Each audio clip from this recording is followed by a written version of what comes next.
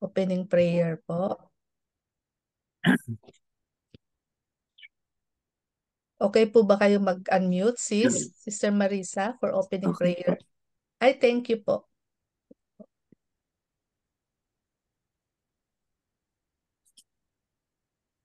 Praise Sige God. po. Thank you, Lord.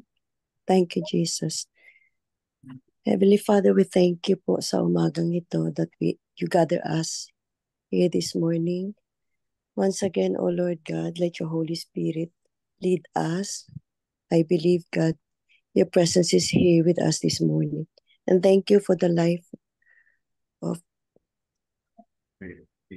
Pastor Paul who's going to lead us this morning. Anoint his lips, O God.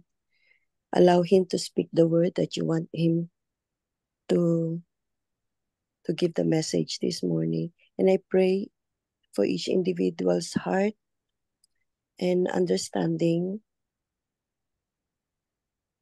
to know the message and hear the message this morning.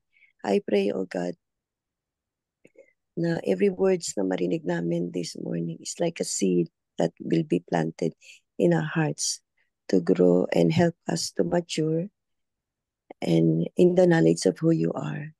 Once again, Father, we give you glory and honor and praises. It's in Jesus' mighty name we pray. Amen. Amen. Amen. Amen. Amen. Thank you po, Sister Marisa. Sige po. Allow me to share my screen para po sa ating pagbubulay-bulay ngayong umaga yan sa inyong lugar. Okay. At ito po ay may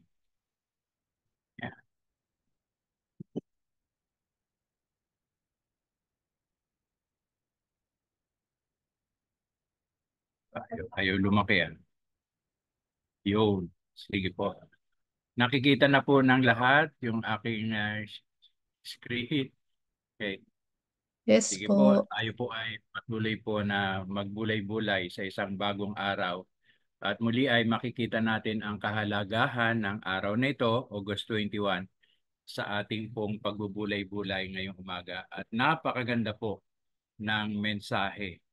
Actually, niiwasan ko nga po sana na magkaparehas yung same day na ako'y nagli-lead sa umaga kanina dito sa Pilipinas at ngayon din tanghali. Kaya lang, doon sa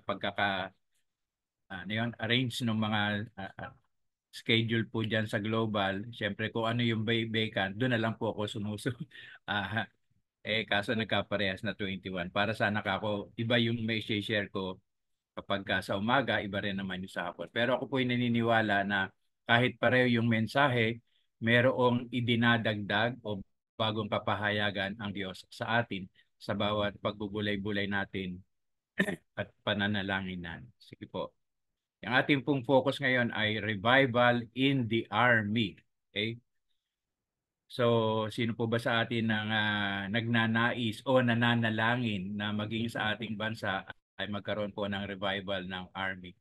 Naalala ko po way back nung nag-release ng prophetic word si uh, Cindy Jacobs para sa bansang Pilipinas. Marami siyang sinabi na may revival sa universities, may revival sa iba't ibang lugar.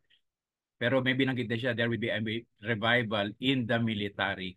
At yun po yung ating ipinapanalangin na matupad upang sa ganoon sa ating buong bansa ay patuloy na maranasan natin na ang bawat lingkod na mga kasundaluhan ay gumagampan ng tungkulin dahil sila po ay mga lingkod ng Diyos at may takot sa ating Panginoon. Banal na takot, hindi po yung takot na kung ano-ano. Okay? So sabi po, God is our only refuge and our strength. Ang Diyos lang nga po ang ating kanlungan at ang ating kalakasan. Kaya kailangan po nating magpakumbaba sa harapan ng ating Panginoong Diyos. Okay? So si Reverend Jonathan W. Jones ay isa pong chaplain ng Army doon po sa Northern Virginia nung panahon po ng Civil War sa Amerika. At meron po siyang libro na ginawa at yun po ang pinagmulan nito pong ating pagbubulay-bulay. Yung pong aklat na kanyang ginawa ay ito po, naikuha ko po ng kopya, Christ in the Camp, Okay? So ibig sabihin yung pagkilos ng ating Panginoon Jesucristo doon sa kanilang kampo. Na kung dito po ay kanyang ipinahayag kung paano kumilos ang Diyos sa mga Confederate Army. Okay, nung panahon po kasing yon, wala pa yung United States of America. Parang Confederate pa lang po siya. Ibig sabihin, yung iba't ibang estado ng Amerika ay nagkaroon lang po sila ng alliance. Pero hindi pa po, kaya wala pa po yung USA noon time na yon. So, Confederacy po ang tawag doon. Okay? So, sa kanyang aklat po na ginawa, doon po ipinakita ni Diyos na ang libu-libong mga conversion, yung mga tumanggap sa ating Panginoon, directly or indirectly. Mamaya makikita natin bakit directly at merong indirectly. Okay? Sa isang araw na itinakda ng Pangulo noon ng Confederacy na si Jefferson Davis, para manalangin at mag-ayuno. At yun po ay itinalaga niya noong August 21, 1863. So napakaganda, sabi ko nga kaninang maga, napakaganda na yung ating ding Pangulo magtakda ng isang araw ng pananalangin at pag-aayuno. Okay? Hindi lang po para sa army, kumbaga para sa buong bansa.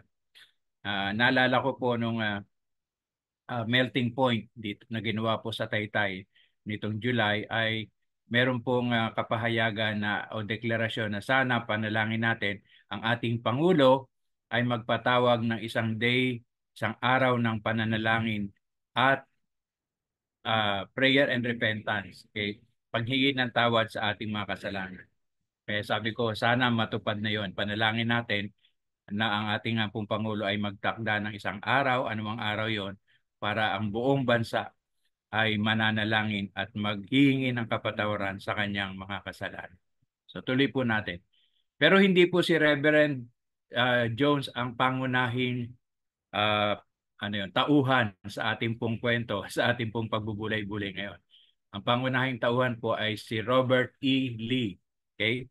Siya po ay isang general na nag-iwan ng tatak nung kapanahunan po ng Civil War sa Amerika. Tinatagurian po siyang isa sa pinakadakilang general nung panahon ng Civil War sa Amerika. So ang ginawa po ni Robert E. Lee, si General, siya po ay nagbigay ng order, okay, bilang tugon do sa panawagan ni President Davis. Okay? At ito po yung kanyang sulat o yung order niya na ginawa niya para po sa kasandaluhan. Okay?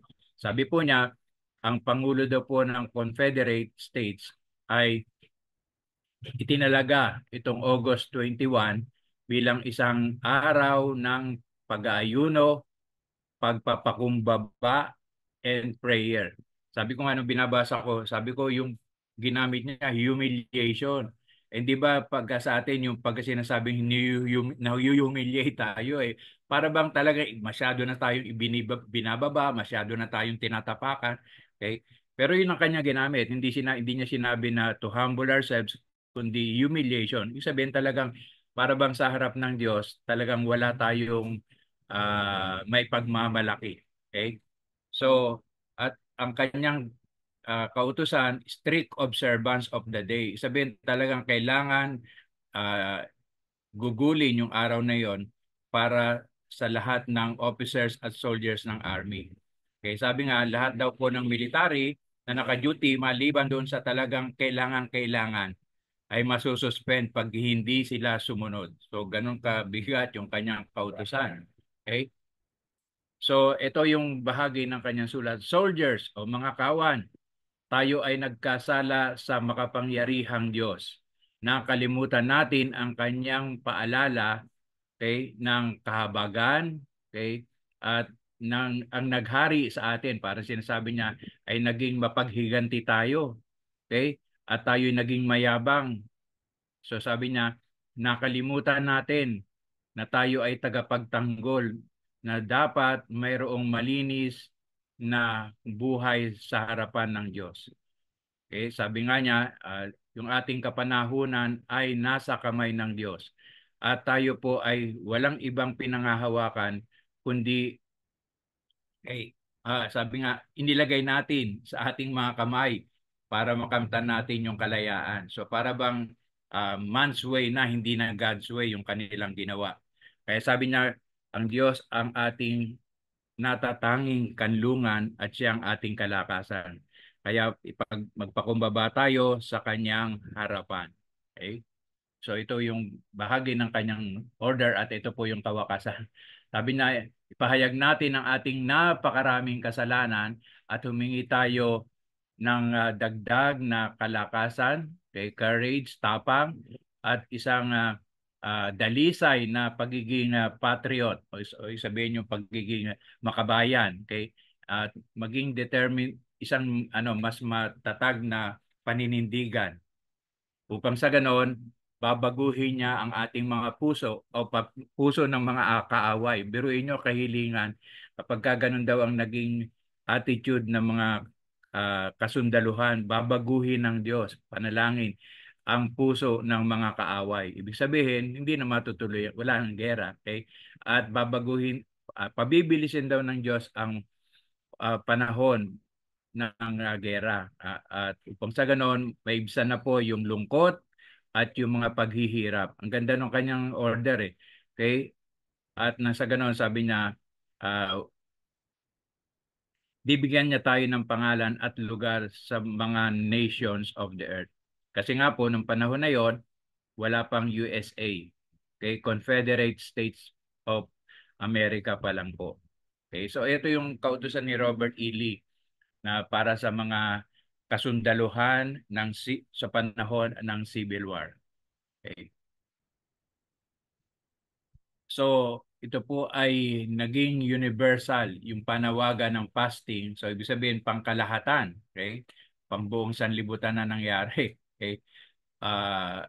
Pero isabihin universally within the army. So, kung saan man nandoon yung mga kasundaluhan ng Confederate ng Amerika, kahit saan lugar sila, itinupad po nila itong pag-aayuno.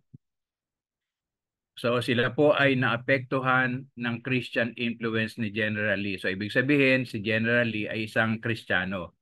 So nahikayat sila, naapektuhan yung kanilang buhay sa pagiging matatag na Kristiyano ni General Robert Lee. Okay? At nagkaroon po ng revival, okay? Na hindi pa po nangyari o hindi pa daw po nasimulan, okay, doon sa mga nakaraang panahon. Okay? So yun po nangyari. Nagsimula yung revival at yung mga sundalo po ay nabuksan at tumanggap po sila o tinanggap nila yung day of fasting. Okay? Naging open sila sa pagsasagawa ng fasting o ng pag-ayuno at tinanggap nila yon at sila po ay nakapakinig ng mga pangangaral at sila po ay nanalangin. Okay?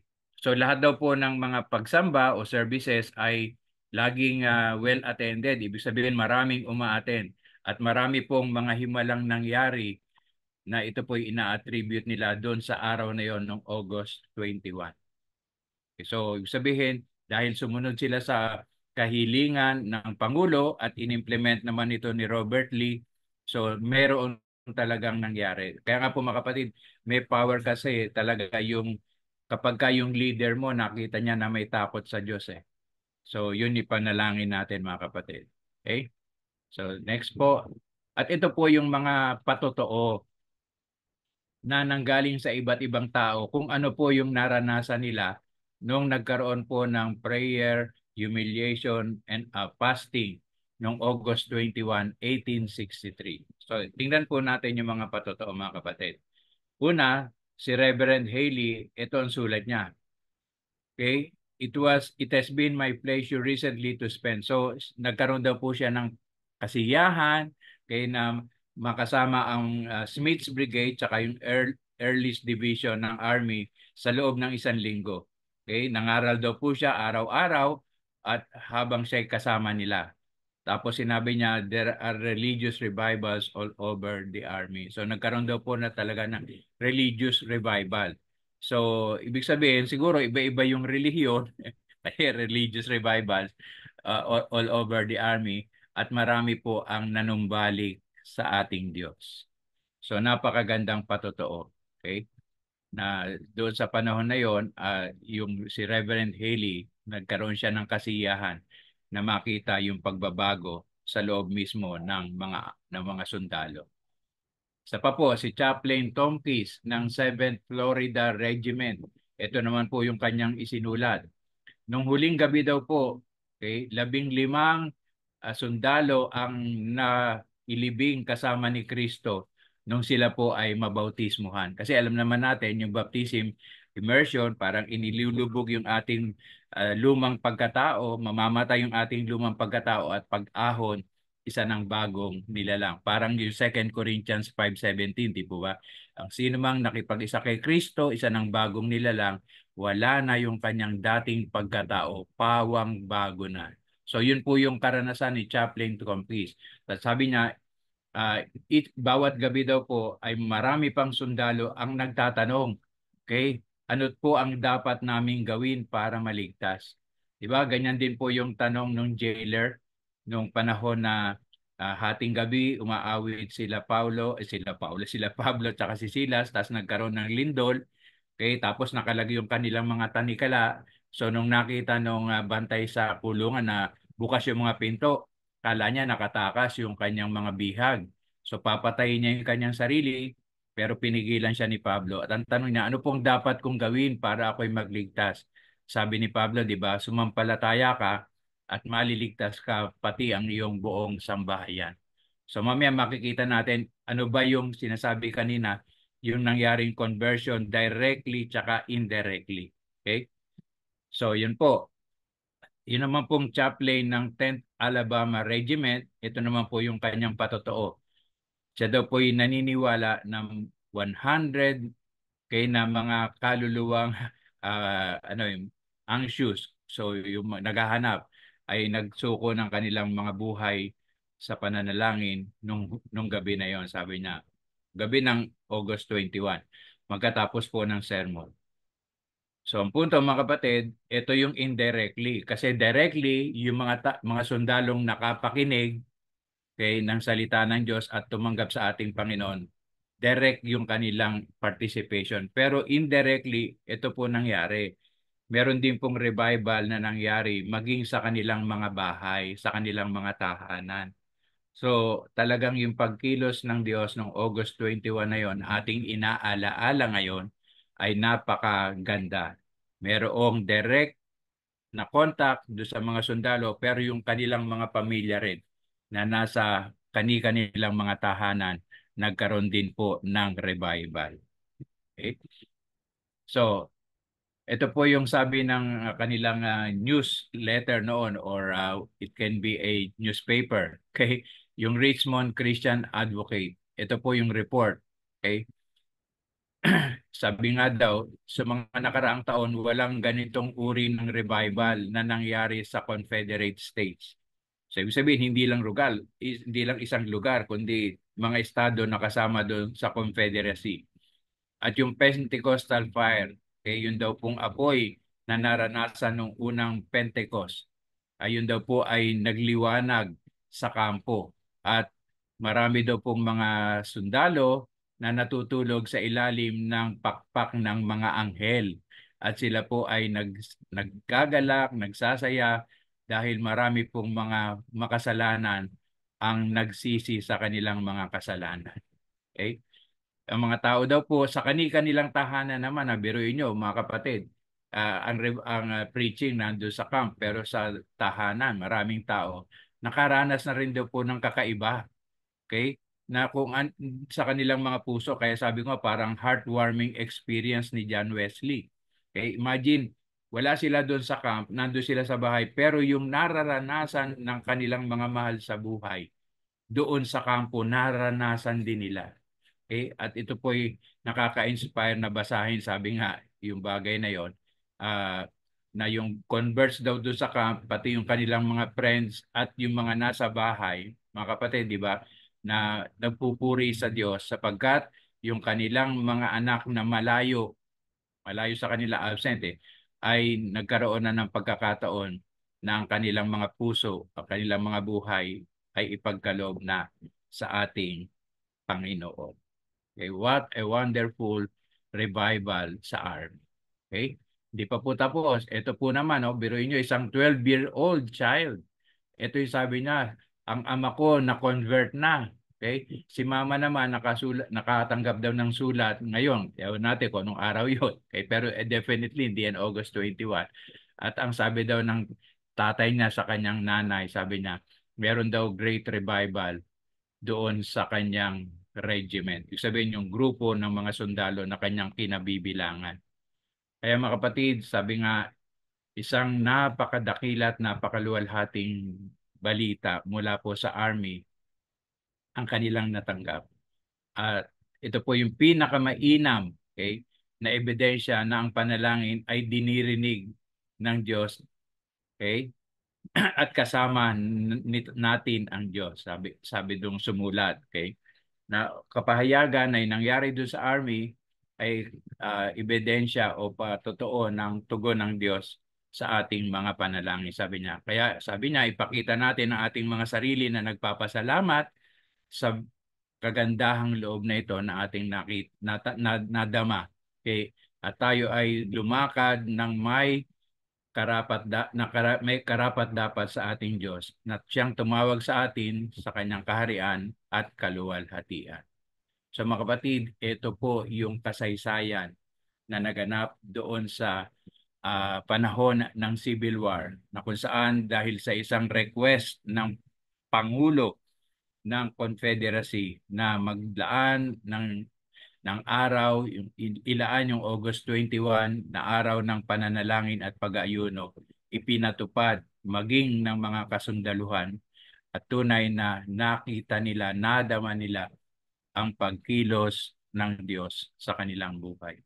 Kaya purihin ang ating Panginoon at ating pong panalangin na sabi ko nga kanina, Lord, do it again, Lord. Hindi man sa Amerika, dito naman sa Pilipinas o sa buong sanlibutan kung saan alam natin na meron tayo ng mga nababalita ang gera para na sa ganoon matigil na ngayong gera. Kaya ngayon yung sinasabi natin yung rumors of war hindi na natin pwedeng pigilan. Pero ang pwede nating ipanalangin, katulad nito, mga kapatid, panalangin natin ma-convert yung mga sundalo. Upang sa ganon sila na mismo, teka muna, wag na tayong mag-away-away. Kasi ano yun, nagkakasala tayo sa Diyos kasi isa sa Ten Commandments, thou shall not kill. Diba? Huwag kang papatay. Pero dahil sa gera, nagpapatayan ng mga tao. So panalangin natin na yung plano ng Diyos na kahit may gera, kahit may tagutom, marami pang tao makakilala sa ating Panginoon ay mangyari din naman sa ating kapanahunan. At ito po yung ating reflection. Okay? Kapag ang bayan daw po ng Diyos ay nananalangin, siya daw po ay nakikinig at siya ay tumutugon. Ano man daw po ang ating mga kinabibilangan. Okay? Sabi, whatever their politics. So, ibig sabihin, alam naman natin, civil war kasi yun eh. Pag sinabi kasi civil war, sila-sila, mga Amerikano, iba't ibang lugar, sila-sila yung nag-aaway. Okay? Kasi civil war. So, mga kapatid, alam natin dito rin sa bansang Pilipinas, kaya alam natin dahil nga yung mga communist, mga ano, so panalangin natin na yung naging karanasan doon sa panahon na yon, noong August 21, 1863, maranasan din ng ating mga kasundaluhan ngayon. Kaya mga kapatid, ang reflection at ang hamon sa ating ngayon, muli nating italaga ang ating mga sarili sa araw na ito para manalangin kay nang walang patid at alam natin tutugunin tayo ng Diyos. Okay? Kaya nga mula po sa Jeremiah 29, okay, 12 and 13, pero banggitin ko na po, alam naman natin ano yung Jeremiah 29:11, di ba? Okay? Okay, for I alone know the plans I have for you, says the Lord. Plans to prosper you and not to harm you. Plans to give you a future full of hope.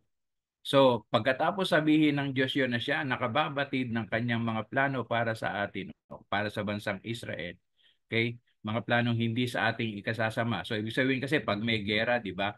Ikasasama yun kasi may mamamatay. Okay? May malulungkot, may mauulila. So, ang punto, tsaka niya isinunod dito. Okay? Sabi niya, then you will call upon me. So ibig sabihin, alam pala natin na ang Diyos ang nakababatid ng kanyang mga plano para sa atin. So manalangin tayo, tumawag tayo sa kanya at nasa ganoon, sa ating pananalangin, mapakinggan niya tayo. Okay? At hahanapin daw natin siya at siya po'y ating matatagpuan kung siya po'y ating hinahanap ng buong puso. Pumasok lang po sa isip ko yung when you call upon me. Kasi nga, di ba, Lord, kaya kapag ka dumadaan po tayo sa iba't ibang uri ng pagsubok sa buhay, kaguluhan, lagi kong pagka may problema, Lord, di ba, sabi mo sa salita mo, ikaw ang plano mo sa akin, hindi sa aking ikasasama. Kaya itong suliranin ko, itong pagsubok na pinagdadaanan ko, hindi ito sa ikasasama ko. Pagkos sa ikabubuti ko ito dahil pinatatatag mo ang aking buhay pananampalataya. So mga kapatid, yung pong huli, no, you will seek me and find me. Kalimutan ko na yung pangalan ng author. Meron po kasing isang libro akong nabasa. Sabi niya, kay ano pala, God Catchers. Okay? Si Tommy Tenney. Okay? Yun, thank you Lord. Kanina maga niisip ko ano title eh. Si Tommy Tenney. Kasi sabi niya, si God daw pala nakikipaglaro sa atin ng hide and seek. Kaya lang, hindi katulad ng mga tao, pag nagtago, ang hirap hanapin. Kasi kung saan sumusuot para hindi mahanap ng taya. Pero si God, sabi niya, ang ating Diyos, pag nagtago, pinapakita niya yung ulo niya para madali natin siyang mahanap. Okay? Kaya mga kapatid, patuloy tayong magtalaga ng ating mga buhay sa pananalangin upang sa ganon, mabago natin ang takbo ng sanlibutan ito sapagkat tayo po ang eklesiya na itinalaga ng Diyos dito sa lupa. Ano ibig sabihin? Tayo ang legislative body, tayo ang tagagawa ng batas.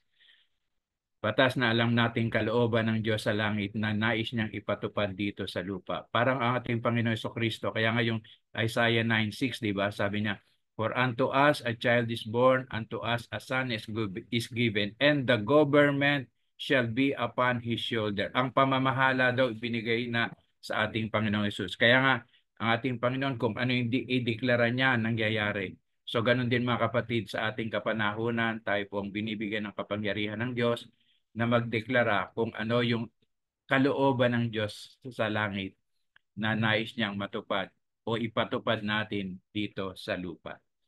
Kaya salamat po mga kapatid at ang ating pong wala po tayong breakout room, wala po tayong sharing. Okay. Bagkos ang challenge po sa atin, maglaan po tayo ng ilang sandali para i-recommit natin yung ating pong mga sarili sa pananalangin ng walang patid. Upang sa ganon, sa pagdinig ng Diyos sa ating pong panalangin, makita po natin ang pagbabago sa mundong ating ginagalawan. Sa pangalan po ng Ama, ng Anak, at ng Espiritu Santo. Amen. Amen. Sige po mga kapatid, let's spend a couple of minutes, siguro mga 2 minutes, wala po akong timer, para i-recommit natin yung ating mga sarili na tayo po ay mananalangin ng walang patid sa harapan ng ating Panginoon. At pagkatapos po ay hilingin ko po si Sister Babes na i-close itong ating devotion after that 2 minutes of prayer of recommitting our lives to pray without ceasing. Okay, maglaan po tayo ng 2 minutes para po sa panahon ng ating pagre-recommit o muling pagtatalaga ng ating mga sarili na tayo po ay mananalangin ng walang patid. Sige po, let's pray. Hallelujah. Amen. Yes, Lord, today nga po. Na ikaw ay isang magputing Diyos. At binibigyan niyo po kami lagi. Pinang pagkakataon kami lagi upang ikaw ay tagpuan, ikaw ay aming lalong makilala, Panginoon.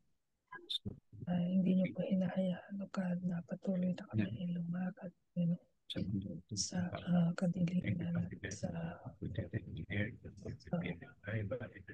kandasin, Panginoon, na hindi ito kutungo sa iyo. Salamat. At today we commit ourselves. We remind ourselves, oh God, na ang pananalangin ay siya namin gagawin in the name of Jesus. Patuloy mananalangin. Hindi po kami titigil, Lord. Ang sabi mo, pray without ceasing, pray continuously, persistently, and intentionally. That is what we intend to do, oh God. So help us, Holy Spirit. Help us, Lord, to do justice, Panginoon. Ito ay matapat na naman, Panginoon. Diyan mo po kami, Panginoon, patuloy na malalim, oh God, na pananampalataya at pagtitiwala sa inyo, oh God. Yung lagay niyo po sa puso namin, oh God. Yung isang espiritu, Panginoon, na laging naghahanap ng panahon upang makaniig po kayo sa pamamagitan ng panalangin. Marinig namin boses at ikaw kayo din, Panginoon, makausap, Lord, sa lahat ng pagkakataon sa amin. Panginoon, maraming salamat for the power of prayer, the weapon of prayer sa amin. Tulungan niyo po kami na gamitin namin ito, Panginoon, Lord, sa lahat ng pagkakataon, sa tulong ng Banal na Espiritu, sa biyaya ng aming Ama, kapangyarihan sa lahat. Kailan po ba si Sister Babes para sa prayer? Yes po. Amen. Yes po. Okay po. Sabi po sa 1 Thessalonians 5:16-18, pray without ceasing, rejoice always, pray constantly, give thanks in everything, for this is God's will for us in Christ Jesus. Let's pray po. Lord, we pray for healing and restoration of our relationship with you. May we experience your grace and forgiveness so that yung love namin for one another may grow stronger and stronger each day. Help us to communicate openly and honestly, to always seek reconciliation and understanding. Help us to treasure your word in our heart so that we may not be sin against you, Lord God. And just please fill anew with your love and peace that surpasses all the understanding. Lord, we recommit our life to you. We recommit our life to you because you keep calling us to your side. So we often fail you, but Lord, kahit na weak kami, we are weak and we fall down. But your love never fails. And your love is always there. Your grace and your mercy that keep us keep us moving in everyday life, Lord. We thank you because of your love. We thank you because of your understanding. We thank you because of your grace. We are here serving you. We thank you, God, for your goodness, for your faithfulness, for everything you've done. We thank you, Lord. This we pray in Jesus' name. Amen. Amen. Amen. Nire-remind lang ako ni Lord, di ba, yung 2 Chronicles 7:14, sabi nga, if my people who are called by my name shall humble themselves and pray and seek my face, then will I hear from heaven, I will forgive their sins and heal their land.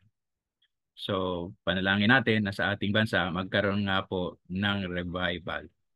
Pag sa ganoon, yung kalooban ng Diyos para sa bansang Pilipinas, makita po natin natutupad sa ating kapanahonan. Okay? So, yun lang po. Turn over ko po kay Sister Finet. Okay? Para po sa ating mga prayer blast. O kaya kay Pastor Rory. Hindi pala si Pastor Rory. Okay? Sige po. Doon ko po tinatapos for today. Thank you po. God bless po.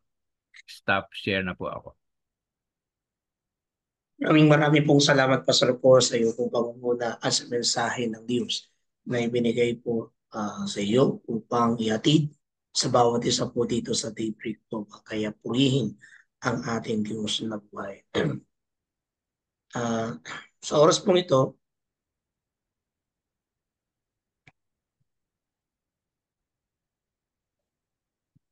Dadako po tayo po sa mga pananalanginan. Inalangin po natin sa ating Diyos ang ating po mga kapatid na nasa banig ng karamdaman. At habang ating silang ipinapanalangin,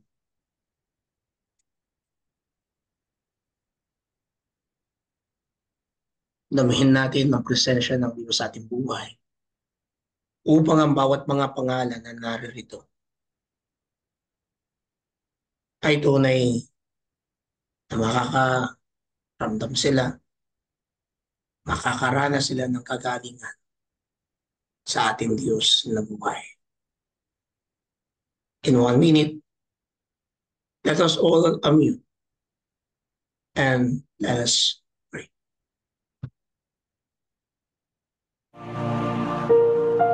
Hallelujah, Lord God. Dinadakila ka namin, pinupuri, sinasalita po namin, Panginoon, ang kagalingan sa buhay ng ating mga amin pong tinatanggal ng karamitan, ang anumang karamdaman, ang sakit sa balakang, ang sakit sa ulo, ang sakit sa panloob, ang sakit sa puso, ang sakit sa ulo. Ano man ang cancer ninyo, Diyos, aming sinusunod at inyong sunugin at inyong tanggalin sa bawat mga pangangatong pisikal ng aming mga kapatid sa pagkat walang karapat, wala sa amin. Ikaw lamang, O Diyos, ang mag-aari at ikaw lamang ang tunay na Panginoon na dakilang magkagamit sa tanging pangalan ni Jesus. Amen. At amen. Atin pong idalangin din ngayon, patuloy na pananalangin ang business sector. Idalangin po natin sa Diyos ang patuloy na pagkilos sa kanilang mga buhay, sa bawat mga amo, sa bawat mga leader ng mga negosyo. Natunay na sa kanilang pagninegosyo ay maramdaman nila ang bawat mga biyaya. Alam po natin, minsan o madalas, kakaroon sila ng ups and down. Let us pray, lalo na sa ating mga kapatiran, mga anak ng Diyos, na sa kanilang pagninegosyo ay maramdaman nila yung supply o yung biyaya ng Diyos upang matustusan ang kanilang mga pangangailangan at diin maibigay ang karapatan sa kanilang mga empleyado. At ipanalangin din natin yung may adikain na magkaroon ng negosyo ng pangungunan ng Diyos ang siyang mangyari at matupad. Sa loob po ng 1 minuto, ipanalangin po natin ito at pwede ko bang mahilingan na manalangin sa portion pong ito. Andito po si Ate Rona. Ate Rona, after po, pwede po bang after po ng 1 minute, kayo po ang mag-lead at magsara o magselyo ng panalanginan po ito. Maari po ba? Opo, Pastor. Marami pong salamat. Sige po, lahat po tayo mag-unmute and let's pray for the business. Yes, na the business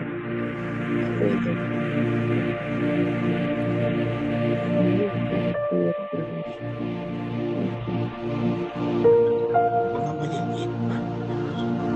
Aming dalangin ay patuloy na kayo siya. Tumulong sa iyo. Kayo po ito ng Bless na rin namin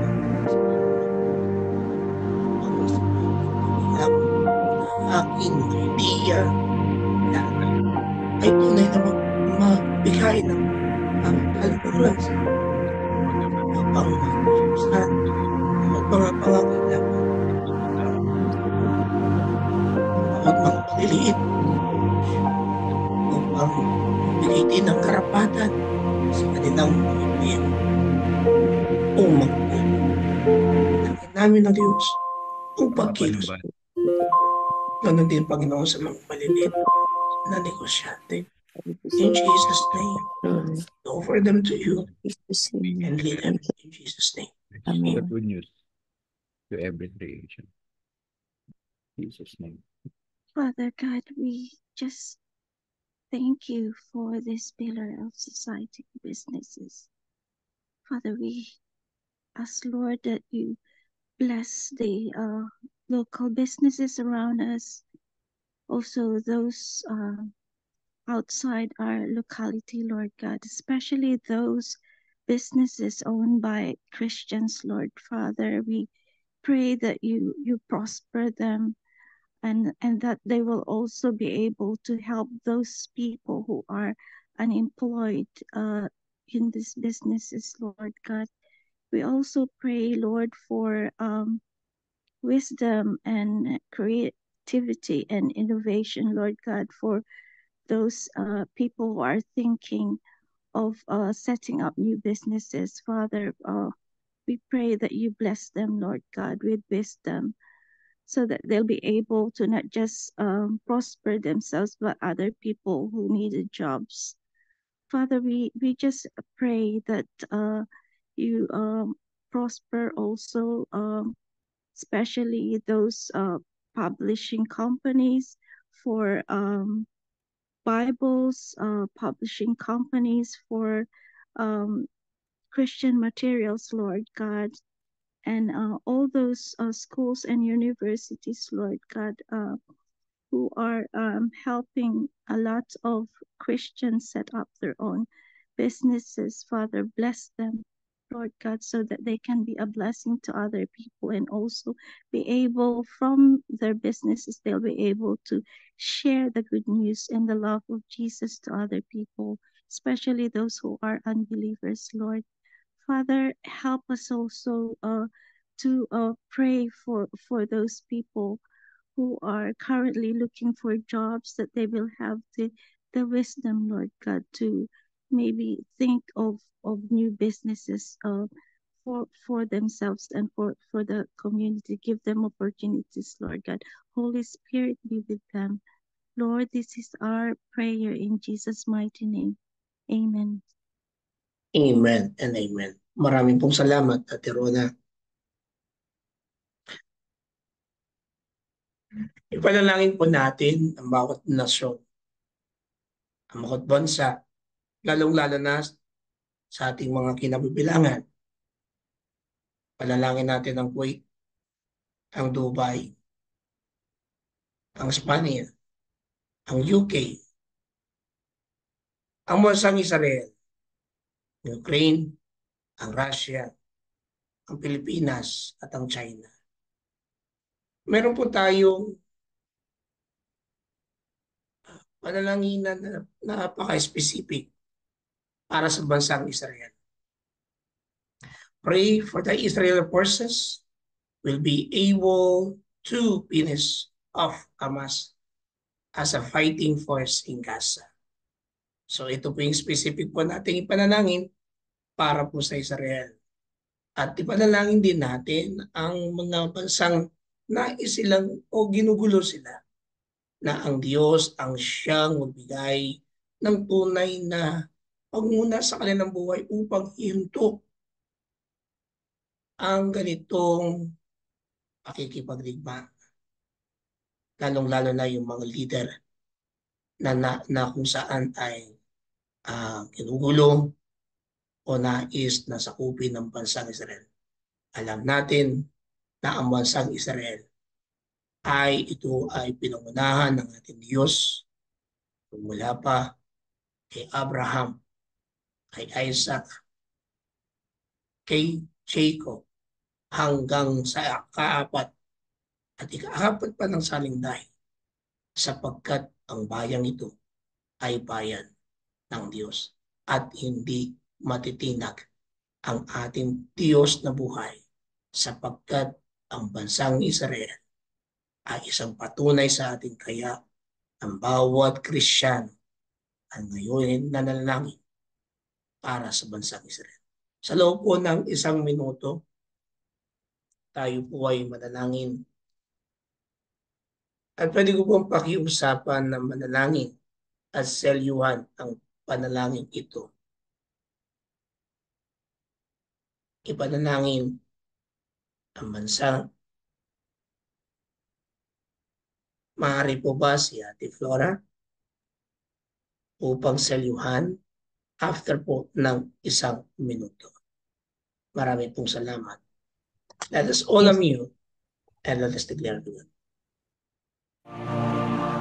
Heavenly Father, once again, we're praying on behalf of your people, Israel. Pray for your protection and help those soldiers to encounter in a special way, O God. Every If you are Lord, because who you are can the King of save Kings, them, who can you are protect the them, Lord.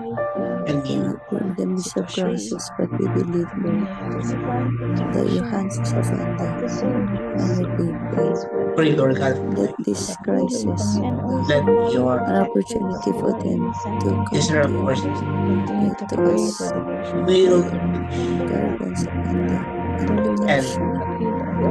Lord, keep remember the our grip for innocent you, lives. Lord God, especially, Lord God, in the midst of ang this mga Hamas conflict, pray also, na Father, ginulo sila for na nais nilang sa that nalangin this war namin may be ended and mapatuloy that kami your sa nation will huwag overcome this ihinto ang challenge of their ganitong nation. pagdiba at sa Thank you, Father. pagkarating bansa. Thank you, Jesus. On the Lord, we God pray for the doesn't Ukraine, apart from we you. pray for the Pray for the Philippines, Philippines, we pray, Russia. Lord God, Lead them and hindi uphold na them kayong to you. sa In Jesus' nangyayari, name. Panginoon, sa Amen. bansang Russia, sa ginagawa nila, Panginoon, sa Ukraine, ang bansang China, sa ginagawa.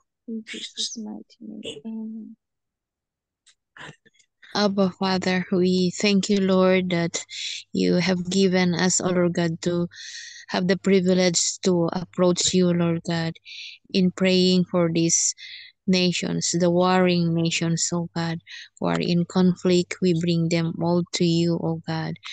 We pray for the Israeli forces that they will be able to finish off Hamas as a fighting force in Gaza. O King Jesus, you are the Prince of Peace, O God. Only unto you we can cry on, O Lord, that all these problems will soon be solved for the glory of your name, O God.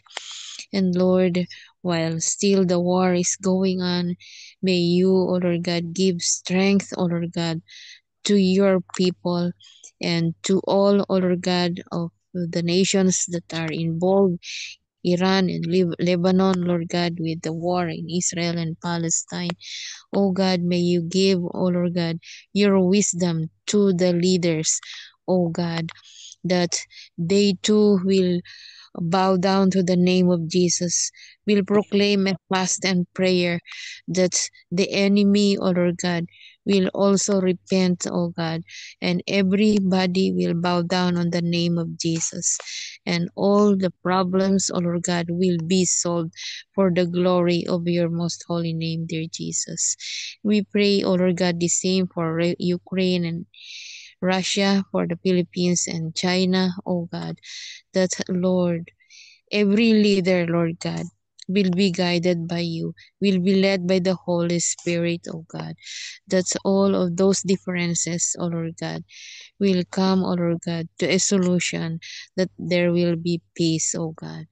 And we just want to say, thank you, Lord, that only unto you we can depend, oh Lord, for, oh Lord God, the agreement, oh Lord God, of both parties, Lord, to stop the war, oh God, for the sake of the people who are only victims, oh God, and for those who are, oh Lord God, already suffering. May your holy hand be the one to embrace them and hold them and protect them and provide all their needs. We thank you, Lord, for being our peace, dear Jesus. Amen. In Jesus' name I pray. Amen. Amen and amen. Thank you po, Ate Flora.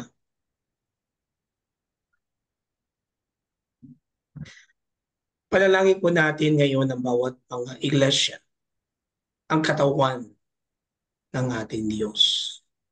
Ang kanyang mga leader, sa mga pastors, mga deaconesses, church leaders, and members, that they will remain faithful and loyal to God.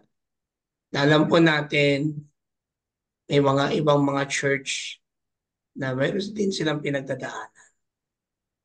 That in the midst of this, they will remain faithful to Jesus, to our King, to our Lord, and to share and spread the transformation, what God did in their life.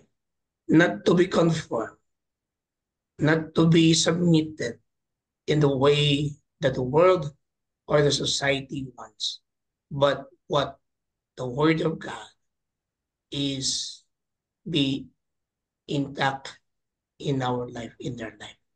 So sa loob po ng isang minuto, tayo po ay magpanalanginan. And then, pinakikiusapan ko po na si Pastor Paul, sa diretso na po, ipanalangin ng church, ipanalangin na po ang sa pasasalamat sa ating Panginoon at sa benediction na rin. After, for 1 minute. Marami pong salamat.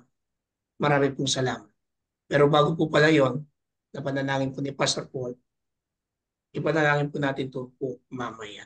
Maraming pong salamat. So sa loob po ng 1 minuto, let us pray. Lord, we thank you Continue to lift that up you to are the able to honor the lives of our inyong katawan po. mga anak Kayo po, Panginoon, sa bawat mga pastor, sa bawat mga that leader. your will may be done in our citizen. Lord, iasa yan Every member of your body. So Lord, that we continue to lift them up to you. they will not be conformed in the ways of this world or the ones of the society, but the ways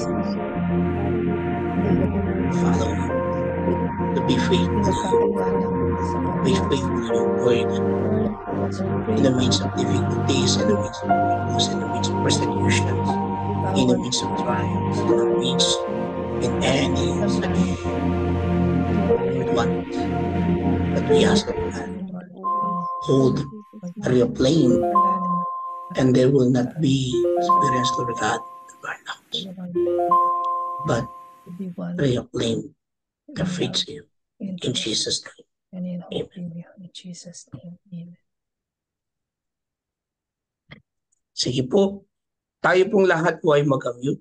Ipanalangin po natin ang banal na manifestasyon ng banal na espiritu sa General Conference ng GMC sa San Jose, Costa Rica. So lahat po tayo, sabay-sabay pong manalangin. I thank you always for you hear our prayers. I do not have to beg or suffer to get your to attention. get your attention. You are gracious and Reward me according to your love and goodness. Now, the only God, be glory, majesty, power, and authority through Jesus Christ our Lord, before all ages, now and forevermore. Amen. Amen and amen. Amen. Sige, tayo po ay manalangin. Ama, salamat po sa pagkatunay po na muli sa isang bagong umaga, bagong araw, ay muli niyo po kaming pinaalalahanan ng kahalagahan ng pananalangin at ng pag-aayon. Salamat po, Ama, sa isang inspiring story na kung saan dahil sa isang request ng Pangulo ng Confederate States noong August 21, 1863, ay nakaranas ng revival ang army ng panahon ng Civil War. At alam namin, Ama, yun po ay pagkilos ng inyong banal na Espiritu sa kanilang mga buhay dahil sila po'y sumunod sa request o sa atas ng nakatataas, ang Pangulo mismo ng Confederacy of States noong kanilang kapanahunan. And Father, it is our prayer also na maging dito po sa aming bansa, ang aming mahal na Pangulo ay magpatawag din po o magdeklara din po ng isang araw ng pananalangin, araw ng pagsisisi, at kung maaari araw din po ng pag-aayuno. Upang sa ganoon kami pong mga Pilipino ay patuloy na kilalanin na kami po ay naging masuwayin sa inyong kalooban, lalong higit, Lord, sa pananalangin. Father, forgive us even as the church. Kasi kuminsan kami po yung pinagmumulan ng mga hindi magagandang salita na naidedeklara sa aming pamahalaan. Imbis na goodness or blessings ang aming ideklara at ipanalangin, Lord, lumalabas mismo sa aming bibig ang mga hindi magagandang salita. And we do believe, Father God, naging bahagi po kami para sa kung bakit ganito ang kalagayan ng bansang Pilipinas sa kasalukuyan. Kaya nga po, we implore, Lord, yung 2 Chronicles 7:14, na if my people, we, the church, are your people, so we humble ourselves and pray, and we seek your face. Pag ito po ang ginawa namin, unitedly, Father God, regardless of denominational affiliations, regardless of church affiliations, Father God, alam namin, pag nagkaisa nga po kami, natutupad din naman namin ang kahilingan ng Panginoong Jesucristo sa kanyang huling panalangin ng kanyang declaration, Father God, protect them, and may they be one as we are one. Kaya hayaan po ninyo, Ama, na pahalagahan po namin ang pananalangin sa aming pong mga buhay.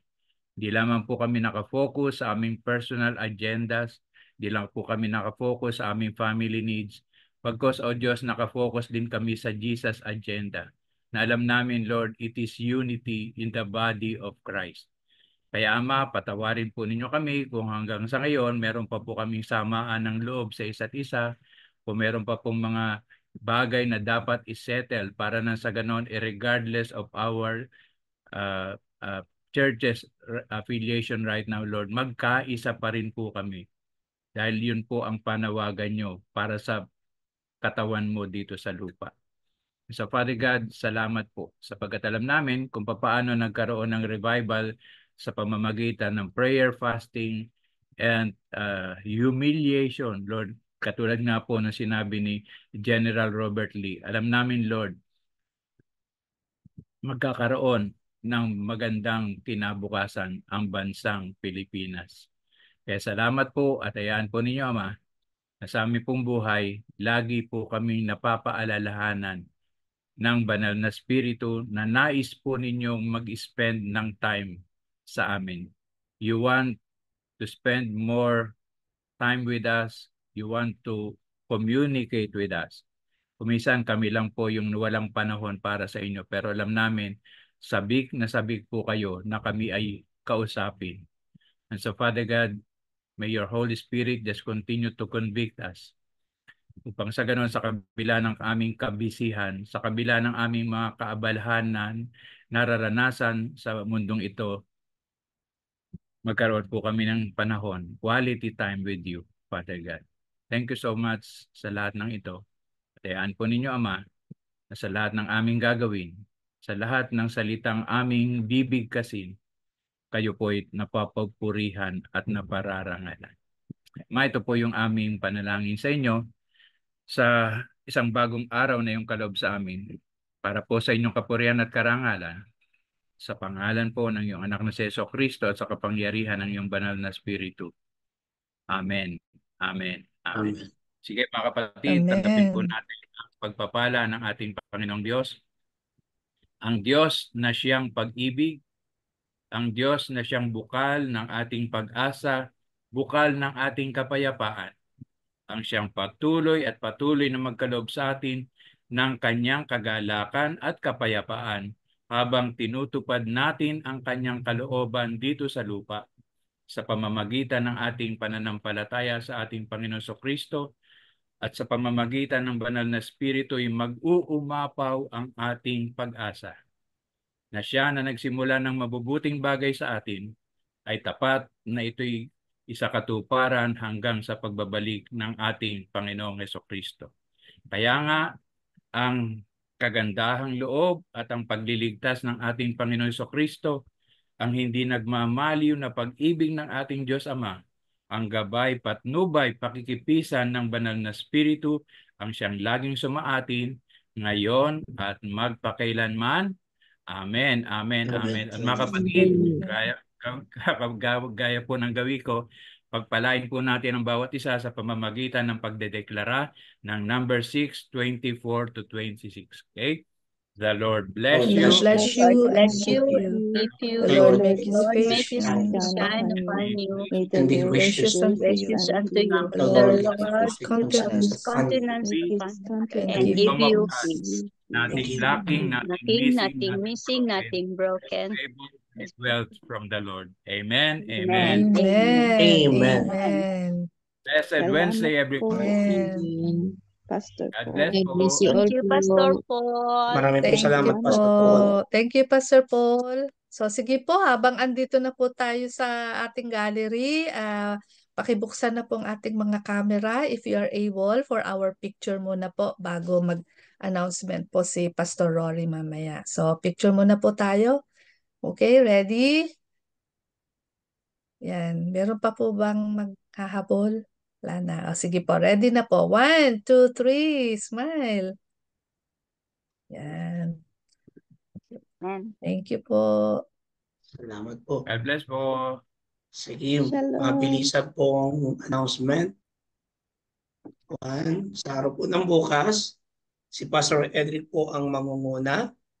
And then sa Friday, si Ate Vet. 24, si Ate Flora. And then 25, Ate Ofelia.